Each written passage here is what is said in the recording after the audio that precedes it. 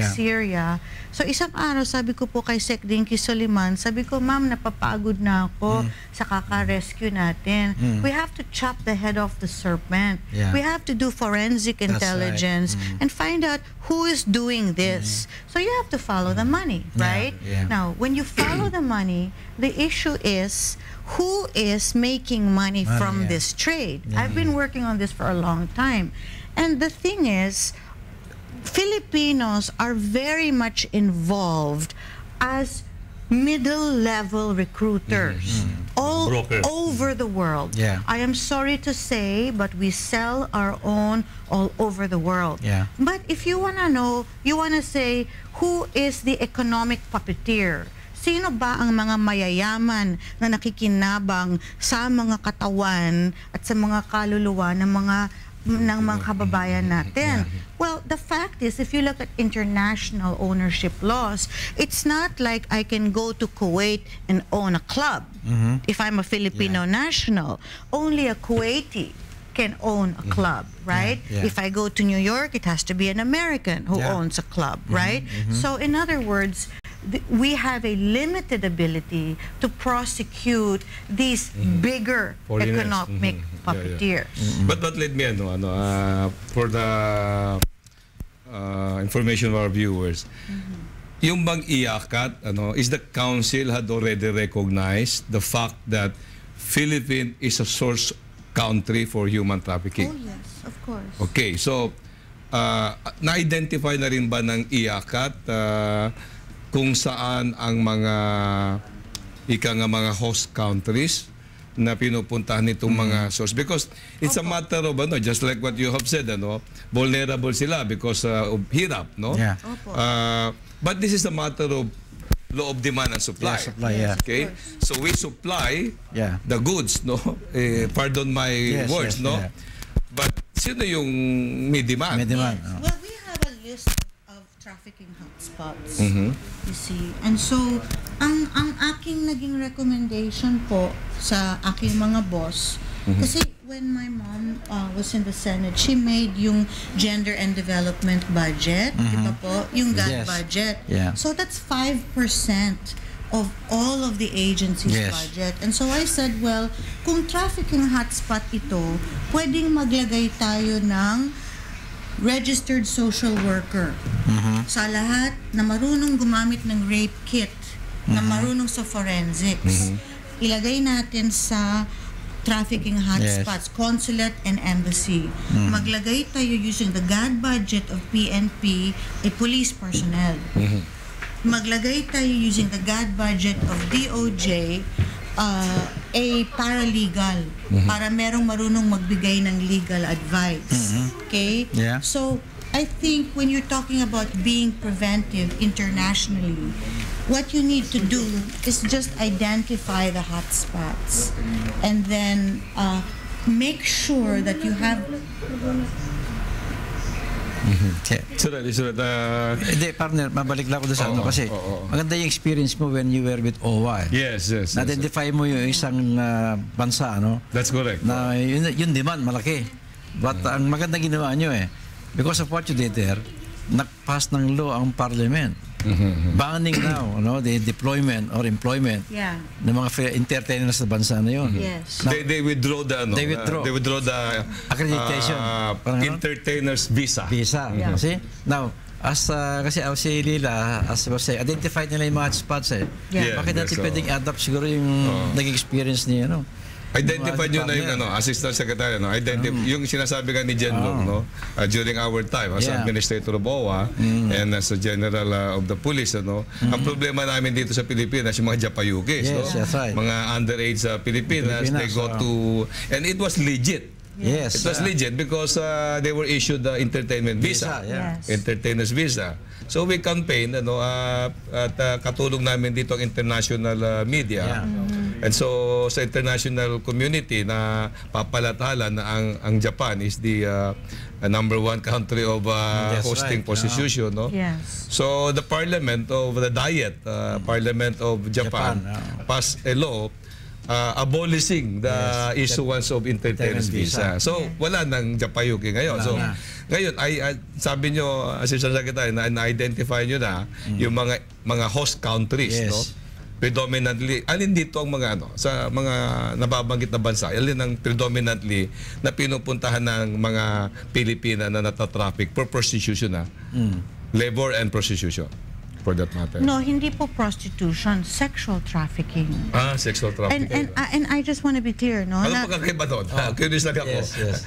Sexual trafficking. Sexual trafficking sa prostitution. Yung prostitution, halimbawa, kung prostitute ako, I decide, and I'm over the age of consent, na ito ang gusto kong trabaho, mababayaran ako ng maayos, and yun ang gagawin ko. Yung sexual against her will. Yeah, sexual trafficking is against your will. Good, clear, very clear. But I also want to say that although we have yung sex for flight na pinag-uusapan natin na nasa media ngayon na pinalabas ni Congressman Walden Bello at ni Toots Ople, that's very, very important. Pero I want to say that that's a small percentage of what's really, the big picture is that what's really happening to Filipinos overseas is labor trafficking. Karamihan labor trafficking, tapos pag natatraffic sila at a labor level, meron ding sexual and physical abuse. Pero hindi necessarily na ginagamit silang sex slave sa una. Yung parang ini-exploit sila on all levels. Yung maglinis ka, magluto ka, o tapos, o pwede kitang ilabas dyan para bigyan mo ng konting kaligayahan yung kaibigan ko. In other words, it's so many levels of exploitation. Kasi, our time, meron talagang nagtatraffic, for sex. Yeah. There are some countries we have identified before na doon dinadala talaga for sex. Yeah. So, sexual trafficking, hindi lang sa mga ganun, talagang for that purpose lang. Yeah. Mayroon mga ganun eh. Meron naman po. And I would say to answer your question, because I don't think it's diplomatically proper to really sort of name the countries, but I would say that there are quite a few in the Middle East, quite a few, some in Asia, and definitely in North America na maraming Pilipino.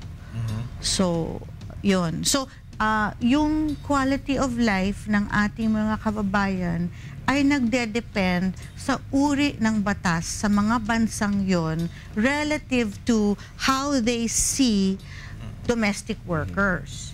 In some Middle Eastern countries kasi, like in Saudi Arabia, yung mga kasambahay, they do not exist in the labor code. You can't see them in the code. On another, Assistant Secretary, you mentioned yung conviction rate is about 100 conviction, no? Within the 3 years administration of President Aquino. That's good, no? Yeah. Kami nga ni General Lucas, medyo nabigla kami dyan. But, That's very good. Kung ganito kadami ang mga nakukonvict, nakakulong, pareho ng foreigners o ng mga local, Opo. ano naman ang does the statistics had improved by nabawasan ba yung mga reported human trafficking cases? Yes, kasi ganito yan. Yung in the international community, meron po tayong tinatawag na tier status. So lahat ng bansa, maliban sa Amerika, ay linalagay sa parang ranking. Okay? Pag ikaw ay nasa watch list status, limitado ang bilateral and multilateral aid na pwede mong makuha sa Amerika at sa mga multilateral agencies. Okay?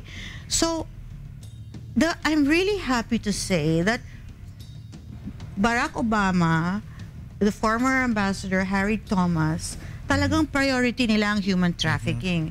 And I think they've made it very clear to President Aquino na, if you want bilateral aid and you want, our aggressive assistance and you have problems with the West Philippine Sea, you have problems with China, to some degree you need us, then you better improve your trafficking record.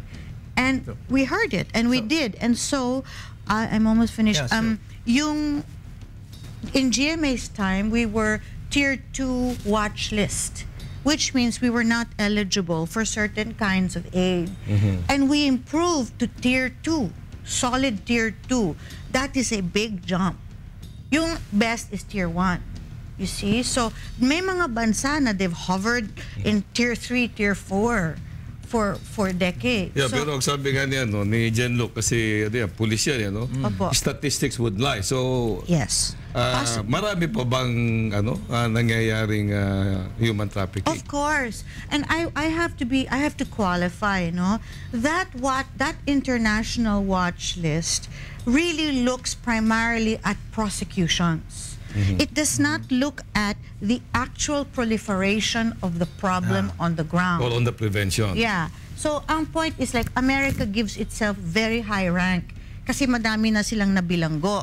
Pero hindi nila tinitake into account na hindi ang nababawasan dami yun. nilang human trafficking on their soil.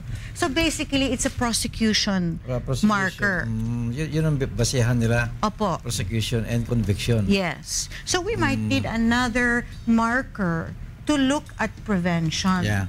Sa experience mo, Jen Luke, hindi ba sa what deterred also crime is the arrest, di ba? The arrest. Identification, Yeah. tapos napapakulong mo. Particularly, Kasi hindi na umuulit pag nakapakulong di ba? Hindi na maulit, particularly mga traffickers, ano?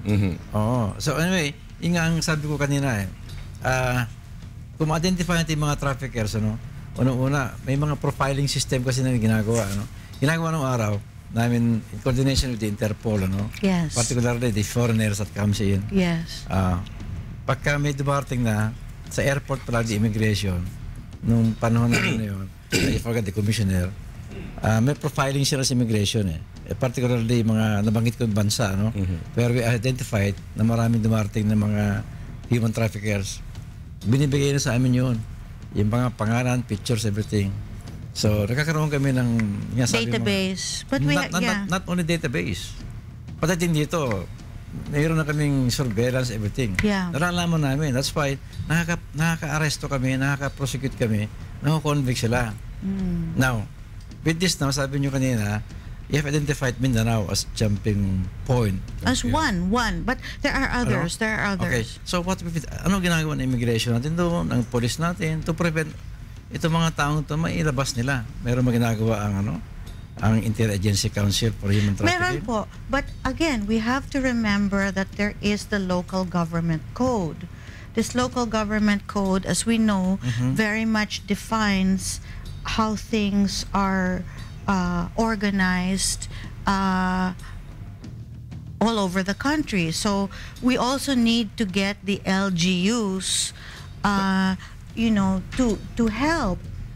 Kasi pwede kaming magbigay ng mga pronouncements, but we need them to also police their own ports. Well, with due respect, kasi ang enforcement is national Yeah. We have the police, we have the immigration, Yeah. and other law enforcement agencies for that matter. Siguro partly LGU, but under naman ng ng Interagency Council Law Enforcement. Well, we have eight regional interagency council against trafficking offices.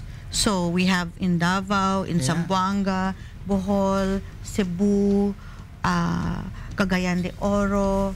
We have regional task forces there. Yeah, we understand, but my point is, identify na natin yung mga lugar na yan Opo. Hindi ba natin mga gamit itong mga law enforcement agencies ito to prevent people from being trafficked na may ilabas sa bansa?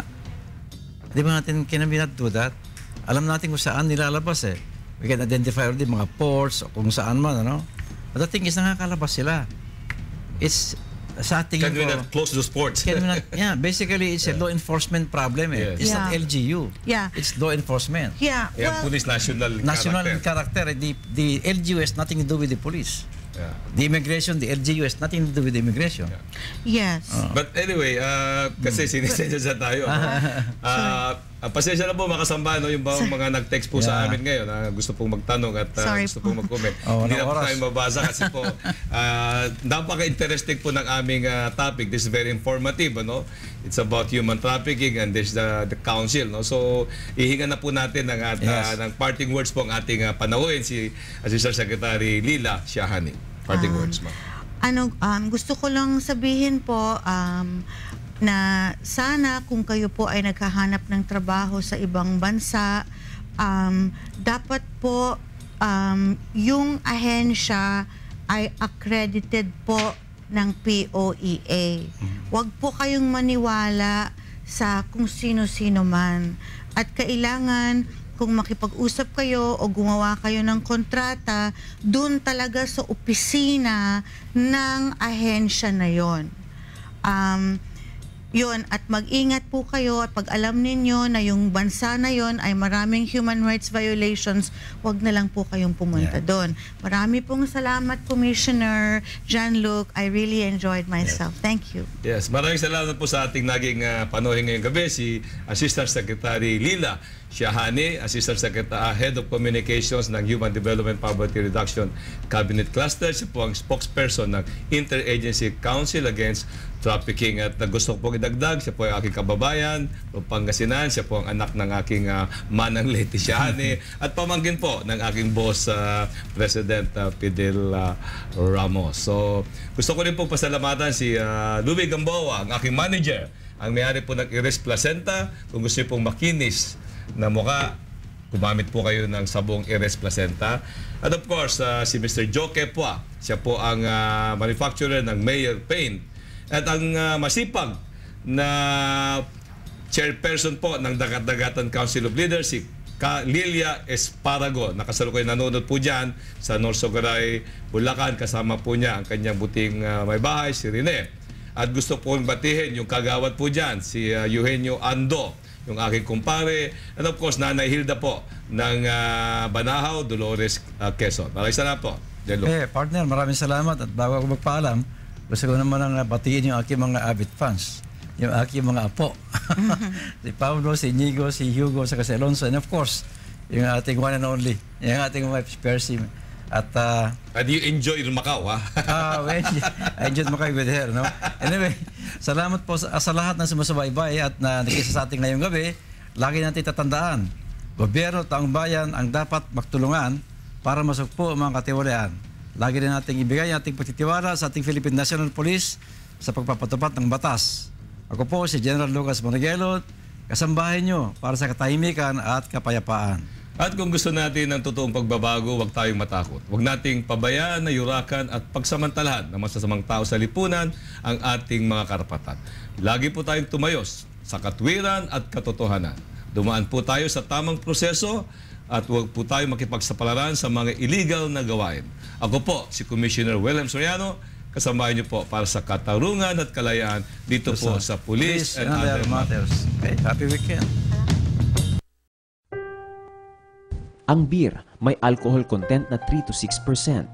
Ang alak naman ay 7 to 14%. At ang whiskey at gin ay 40%.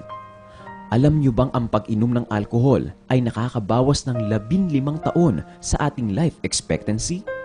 Katunayan, nakapagdudulot ito ng hepatitis, brain hemorrhage, pagkasira ng ating panunaw, pagkakaroon ng tuberculosis, sakit sa puso at kanser sa bato. Dagdag pa rito ang diabetes dahil ang bawat bote ng beer ay katumbas ng 5 kutsarang asukal. Nakalulungkot isipin na sa pag-aaral ng Department of Health, nangunguna ang Pilipinas na manginginom sa Southeast Asia. Kaya sa statistics, 50% ng mga aksidente sa lansangan at mga krimen ay bunga ng kalasingan sa alak. Tinatayang 10 milyong Pilipino ang umiinom ng beer, alak at whiskey. Kaya kung sa isang araw lang ay magsisimula tayong umiwas sa alak, makatitipid tayo sa isang araw lang ng 200 milyong piso upang magamit sa mas makabuluhang bagay. Ang paggawa ng mabuti ay hindi magbubunga ng masama. Ito ang aming kampanya. Samantalahin natin ang mabuting pagkakataong ibinibigay sa atin ng Diyos upang gumawa ng kabutihan. Maaari natin itong pasimulan sa isang araw lang.